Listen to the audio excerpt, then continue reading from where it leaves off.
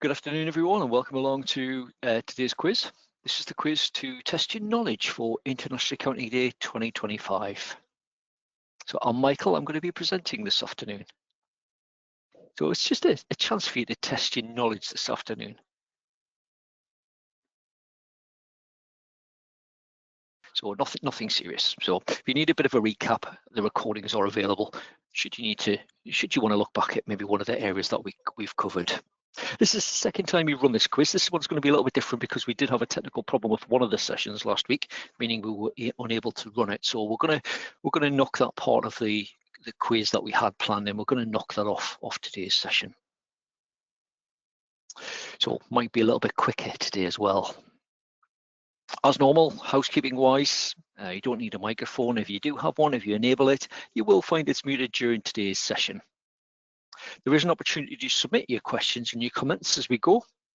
However, I will get you interacting with the poll options. That's how we normally run the quiz. I'll tell you more about that in just a moment. But if you do have any comments or questions you want to submit, just myself running the session, so do bear with me on that one as well. But you can submit them during the session if required. The session is being recorded. A link to the recording will be included on the follow-up email. There'll also be an opportunity to, via that email, to use the link to register for our upcoming webinars.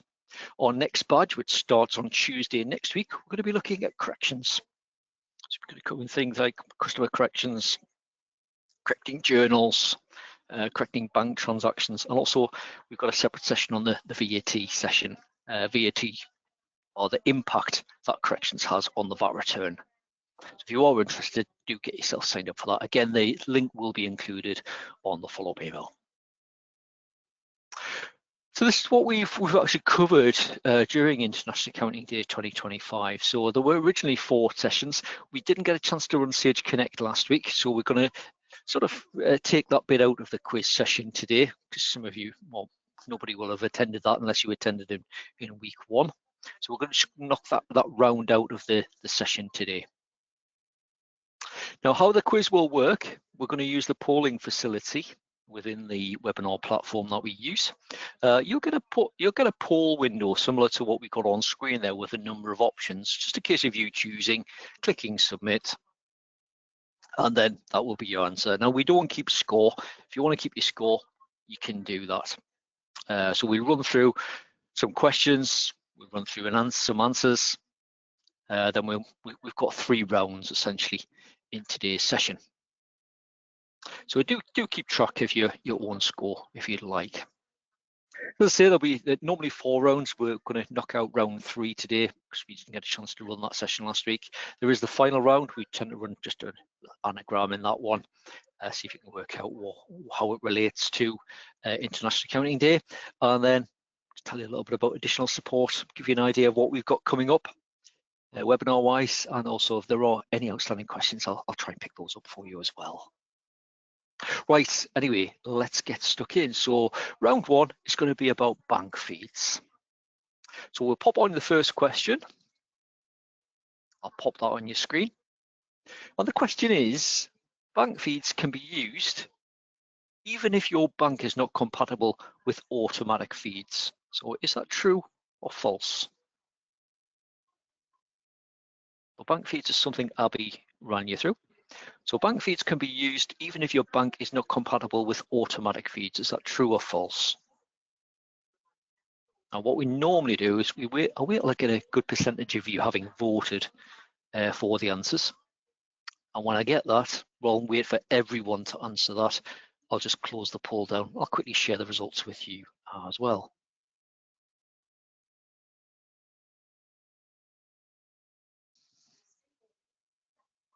Brilliant. So answers are coming through thick and fast there. Right, just quickly close that. I'll share the results with you after each question as well. So you can see we had 73% of the votes going for true and 27% of you saying false.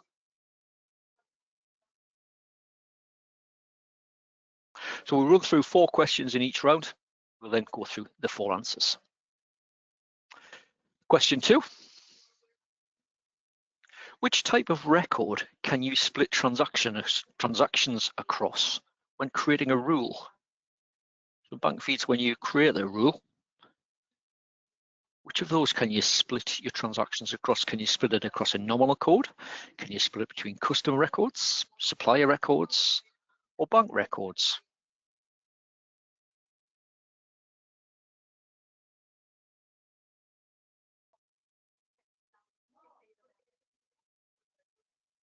Tracy, you just mentioned you didn't do this session. Have a guess. Go on. You never know. Have an educated guess. See if you can get the right answer.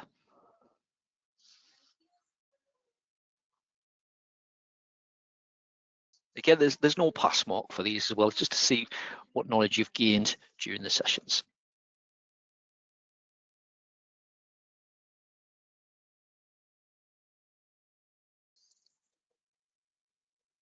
Right, okay, I'll quickly share those with you as well.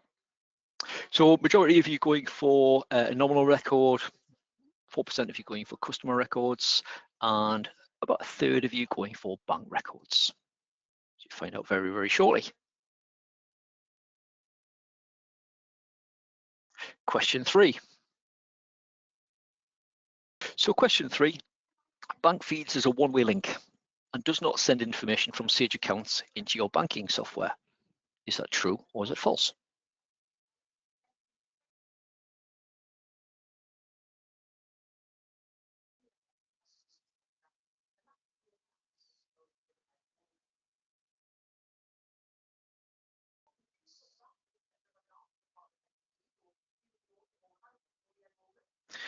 Votes coming through thick and fast there. Brilliant.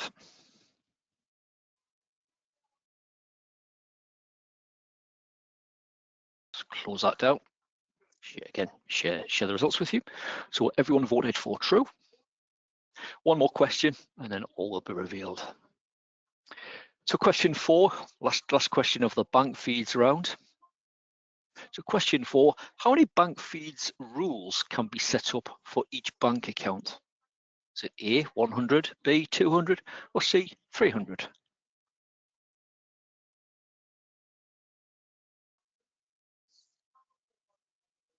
So how many bank feeds rules can be set up for each bank account?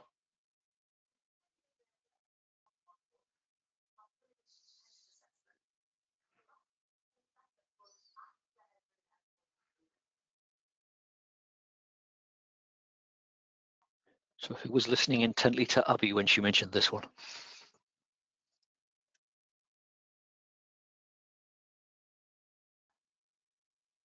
If you're not using bank feeds yet as well, it's probably the key part of using bank feeds. It's the big time saver. So how many of those rules can be set up?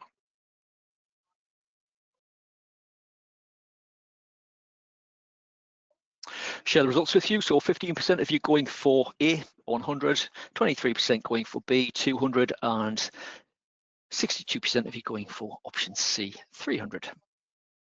Right, let's run through some answers. So question 1, bank feeds can be used even if your bank is not compatible with automatic feeds. The answer is that one is true. So these days you can download, even if you haven't got a compatible feed for your bank account, what you can do is download essentially your transactions or your statement, and then you can manually import that into your bank feed. And once imported, it will then work in exactly the same way. So you'll still have the auto matching, the manual match, the confirmation option, but also the rules will apply as well. So give yourself a point if you chose true.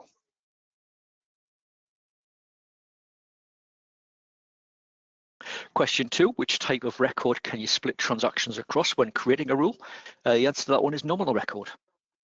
So the idea with that is when you set up a rule, you can say, right, I want a certain, so let's say you download details of a standing order or a direct debit you might have.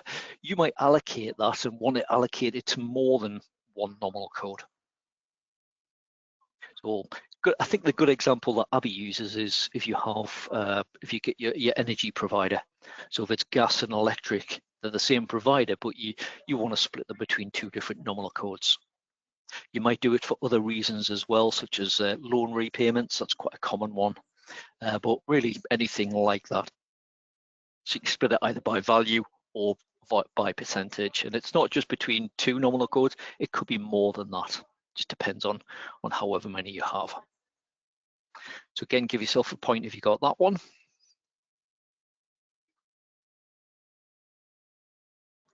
Next, question 3, bank feeds is a one-way link and does not send information from Sage accounts into your banking software. It is true, there are other services that do that, but for bank feeds, no, it is a download option only. So downloads and it enables you to start matching that information against your existing Sage transactions, or if you haven't entered them yet, you can create them there and then. So it streamlines that reconciliation process. So again, give yourself a point if you chose true.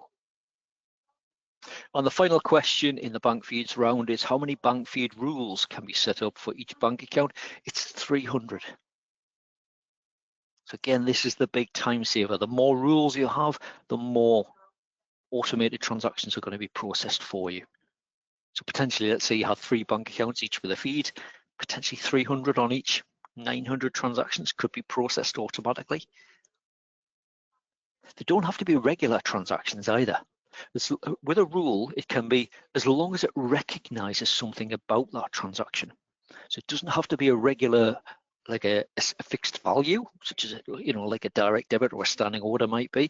It could be a random value, but there needs to be something that the rule can latch onto. So if it's things like, you're popping diesel in your van, for instance, you probably recognize that type of transaction. If you always go to the same garage, you'll see probably the reference will be the same each and every time. So something like that, where you can recognize it, the software should be able to recognize it. So it needs to have something that it can latch onto. If you can set up a rule so that when it downloads next time, you can say, right, I know what to do with that transaction. I'll post, say, a bank payment to the vehicle fuel account. And it'll just do it automatically, again, saving you time. So well done. Hopefully you're getting on all right so far. Right, we're going to move on to round 2. Round 2 was all about Copilot. Now, some of you may have attended that session, some of you may not. Some of you may have attended the separate Copilot sessions because we do run them a little bit more in depth. So let's see how we get on with the Copilot questions. So this is going to be question 5. I'll launch that one. So this is a multi-select option, this one. So Copilot Insights are available from which of the following ledgers? So customers and suppliers, invoices and credits, nominal codes, bank accounts, transactions.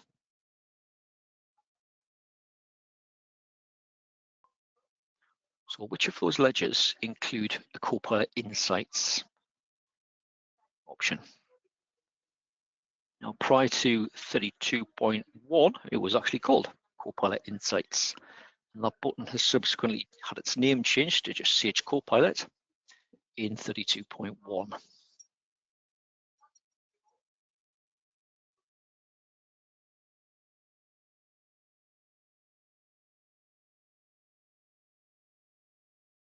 If you've got Copilot enabled in your software, hopefully you've had a chance to use some of these.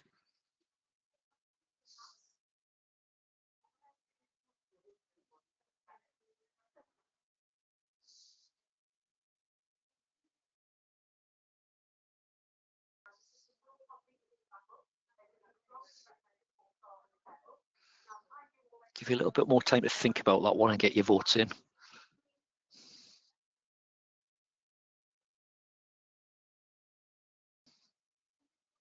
Again, we'll run through the questions for this round. So again, 4 questions in the round, and then we'll run through some answers. Right, loads of votes come in there, so I'll quickly share them so you can see the kind of where people have voted for. So custom suppliers, we've had 89% of you vote for that one. Other next highest one, nominal codes, followed by transactions. We've got invoices and credits, and also bank accounts in there as well. So all of those options have had a few votes at least.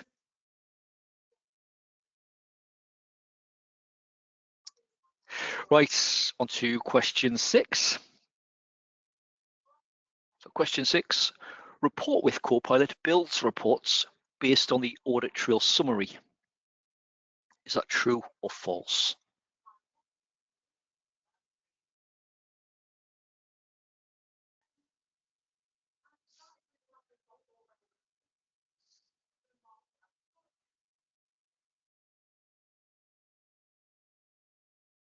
So Report with Copilot being one of the big enhancements in version 32 as far as Copilot is concerned.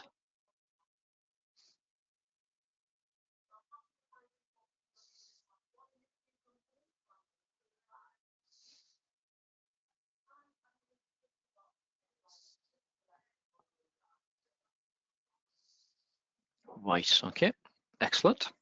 So I'll just quickly share that. So we've got, again, majority going for true, and we've got 23% of you going for false.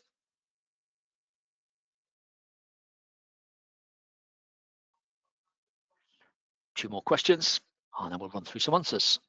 So question 7, payment reminders can be sent manually. Is that true or false?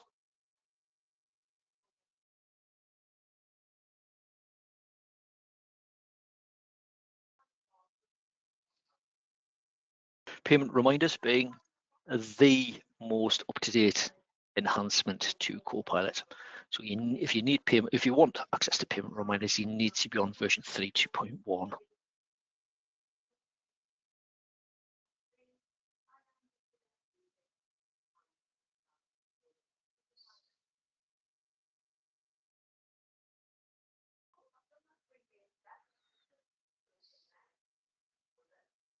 Brilliant. Okay. So majority of you going for true and 4% of you going for false. Right, final question in the Copilot round.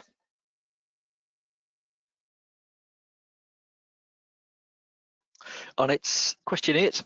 When customizing the upcoming payment reminder template, which of the following can be amended? Now, we've still got a problem with this question. I'll give you a point if you choose one of the right answers. I think this question isn't set up correctly. It will only let you choose one of the answers. So when customizing the upcoming payment reminder template, which of the following can be amended? So there's more than one of them can be amended, but which? If you choose the right one, I'm going to give you a point. So is it the number of days before? Is it B, the time when the reminder will be sent? Is it C, the invoice value criteria? Or is it D, which customers are excluded?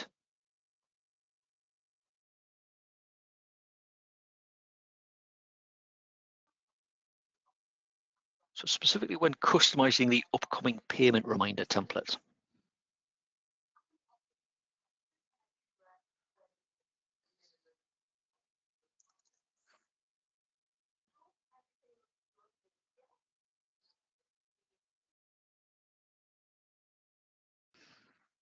Right, loads of answers. So let's quickly share the results with you.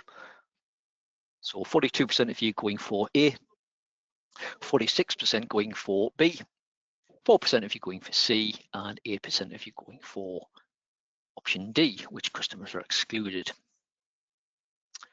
Right, let's run through some answers.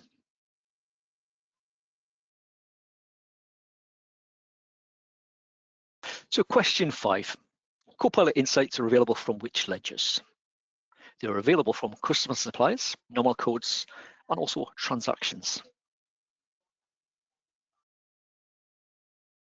They're also available, which possibly is a little bit of confusion, they're also available from products and services as well. So that's the one where you can check your stock levels. So if you haven't tried them and you are using Copilot, get into those ledgers and give them a go. So not currently available in invoices and credits or the bank accounts ledgers. I think my favorite, the one within transactions, where it looks and checks for processing errors. So to look for things like nominal codes that are a little bit different from based on your historic information, transaction values, VAT amounts, also tax codes as well. So that's based around your historic processing data, that one. Question 6, report with Copilot builds reports based on the audit trail summary. It is true. So your audit trail summary is equivalent of your transactions list. So it doesn't look at your customer records, your supplier records, even nominal records or invoicing list. It looks at the transactions that are listed within transactions. It may do that in the future, but currently it is looking at the transactions on your transactions list at the moment. Get loads of questions on up to our support team saying, well, I just want a list of transactions that does this. That's where report with Copilot comes in.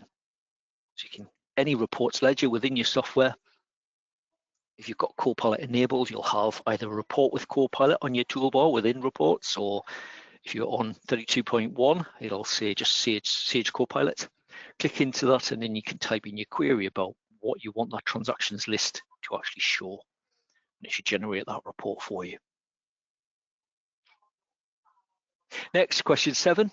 Payment reminders can be sent manually. The answer is true, they can.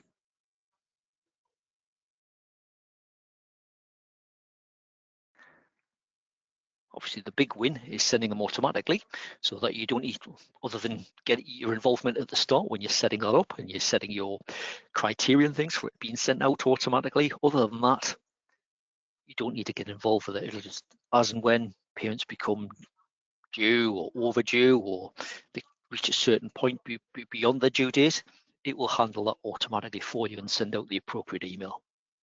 So yes, but they can be sent manually as well. And then the final question in the round, when customizing the upcoming payment reminder template, which of the following can be amended? It is either the number of days before or the invoice value criteria. Now, possibly the red herring, I think a lot of you went for option B there, the time when the reminder will be sent. The actual time is part of the settings within the payment reminders area, but it doesn't form part of that, the upcoming payment reminder template. So generally the time when the reminders will be sent, by default, it's 1 o'clock in the morning. So do be aware of that one. Not sure who chose that time, but that's when it will be sent by default. So you don't want your customers getting even more annoyed by you, by an email pinging on their phone and waking them up in the middle of the night just to say there's a payment reminder, or maybe you do want that.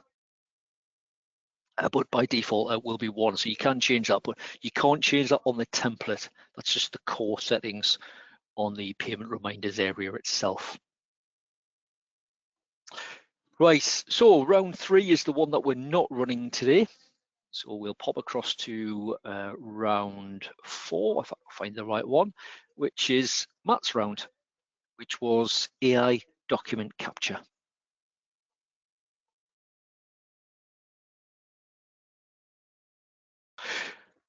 So for AI document capture, question 13, which type of transaction can AI document capture process?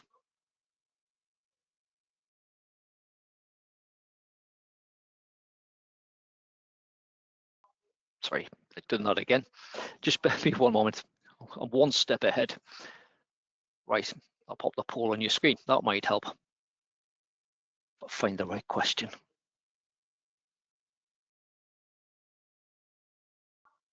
We had a few technical problems with this last time, I think. So question 13 for AI document capture.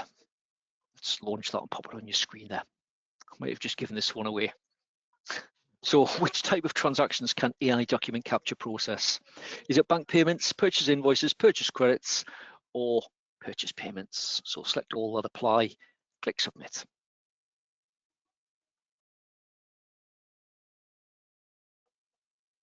Now this was Matt's session as well. There will be some improvements for this when we release our next update, which will be version 33.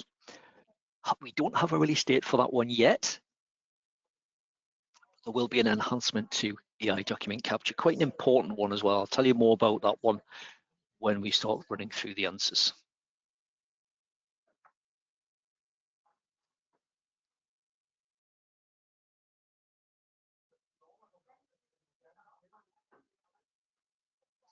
Right, loads of votes coming through for that one as well.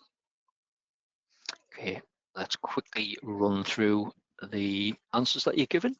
So 4% of you went for bank payments.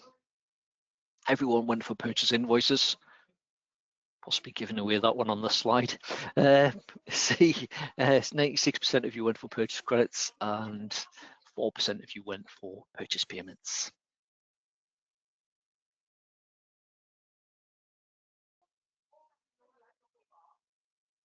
Question 14.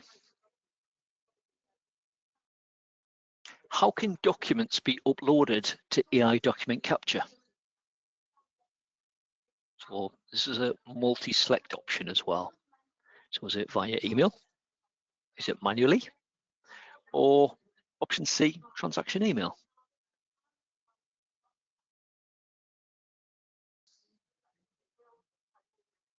So which of those can be used to upload your documents to AI document capture?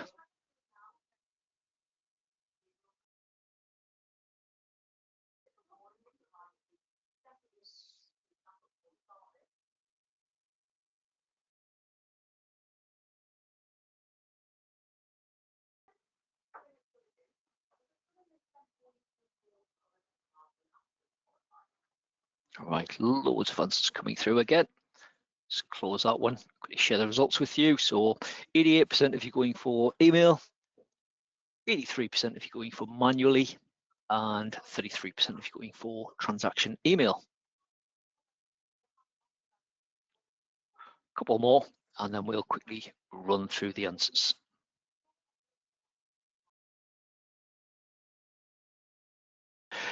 Right, question 15. Pop that one on the screen. Can you change your AI document capture email address?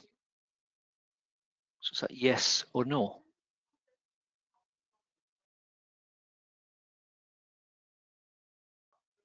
So can you change your AI document capture email address? So there's an email address allocated to you automatically. Can you amend that? And if so, how would you go about it maybe?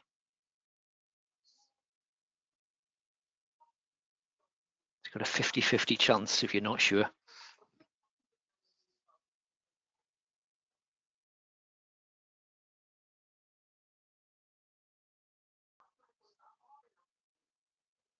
Right, I'll pause it at that point, share the results. So we got 41% of you going for yes and 59% of you going for no. Final question.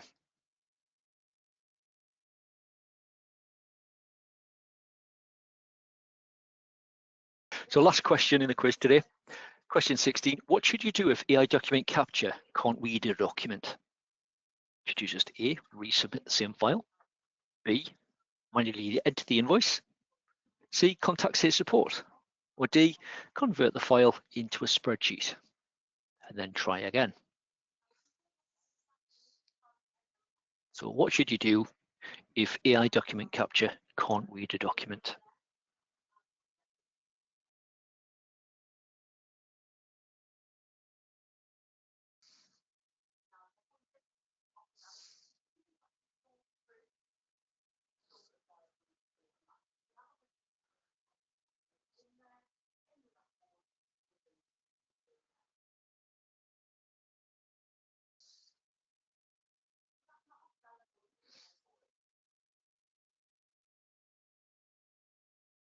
Right, close that one down, share the results with you. So 13% of you going for option A, resubmit the same file. B, 79% have gone for manually enter the invoice. No one's chosen the option contact sales support. And we got 8% of you going for D, convert the file into a spreadsheet and then try it. Right, let's go through some answers. So just in case you weren't paying attention when I showed this one first time round, answer to question 13. Which type of transactions can AI document capture process? It is both purchase invoices and purchase credits. So if anyone has auto entry, or you've maybe looked at auto entry can do a lot more than AI document capture, a bit more in depth. AI document capture is, I suppose, a stripped down version, a simplified version. You are given credits on a monthly basis to help you process your transactions and hopefully just save you a bit of time. So you can upload both purchase invoices and purchase credits. Question 14, how can documents be uploaded to AI document capture? We've got the highlights the wrong way around on this one. Apologies for that one. It is via email and also manually. Transaction email. It's one of those options that transaction email in Sage 50 never really took off. The idea was you would have output your invoice from Sage software, sent that to your customer or your supplier, depending on what it is, and they would have just been able to bring that directly into the software, but never really took off that option. So you've now got much more simpler options. So AI document capture, you can, if you receive an email with your invoice or your credit attached, you can then email it to your designated email address. We'll come on to that one in, I think, the next question. You can download the attachment and then manually upload that. Or potentially, you could even just give that email address that's been assigned to you. You could give that to your supplier and just say, right, when you're issuing either an invoice or a credit to me, you can email it here. And it will go directly into AI document capture. Still need to process it, make sure it's right, but it will go in directly. Again, saving you a little bit of time.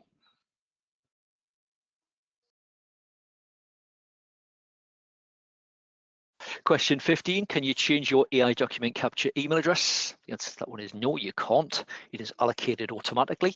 It will be allocated based around your company name. And then if it's very similar to one, or the same as one that's already in use, email address wise, I believe it will allocate a number to the end of that automated address, but you can't change that.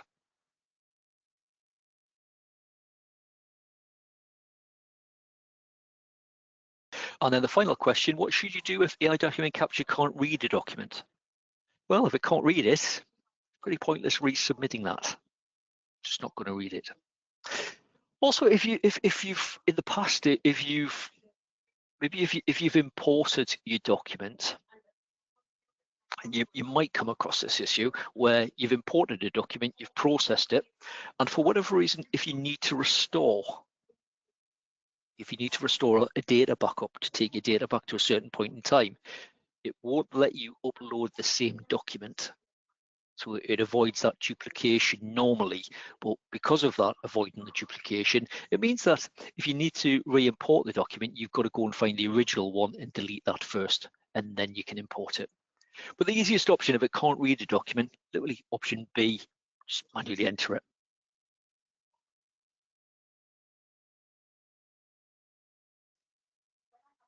Right, completes the main body of the quiz. Final round, anagram round. We always try to come up with an anagram to get you guessing a little bit. Let's see if I can find one. We've got a few of these, so let's see which one I can use today.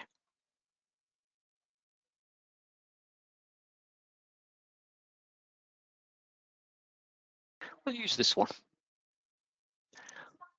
So what is this an anagram of? It's something that we've covered in this series. So your anagram is unblessed freak.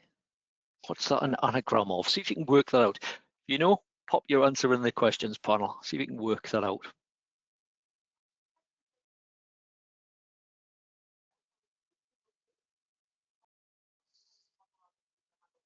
This time around when we will be looking at the anagrams, it's certainly generated some of them that are a lot more difficult. But if you can work that out, pop it in the questions panel. I'll give you a minute or so just to see if anyone gets that. So the anagram is unblessed freak. So what's that an anagram of? Something to do with what we've covered in one of the sessions.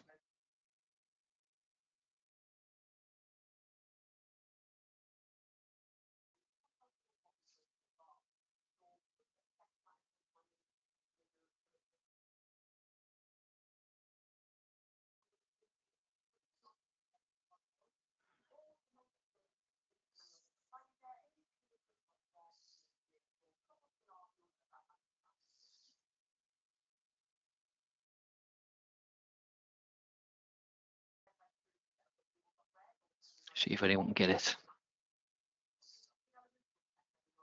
Christine, you're in there. Oh, Amanda, you were just behind Christine there. Right, let me reveal the answer. So it was bank feeds rules. So well done if you got that. I think only Christine and Mandy got that one today. Amanda, you were just coming in there as well. There's a bit of a delay from me talking to when you interact back. So you would have got that before I actually switched that on screen. So well done if you got that. Right, just bring us to the end of today's quiz and also the end of the webinar series. If you've got any final questions, if you want to pop them in there before we leave. Now, the webinar today's session has been recorded if you want a little bit of a recap.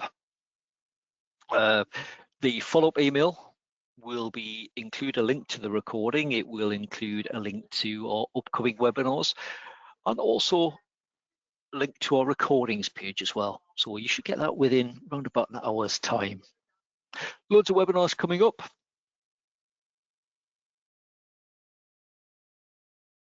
So I'll just quickly bring up that page as well. Let me quickly share my screen and I'll quickly bring up that page.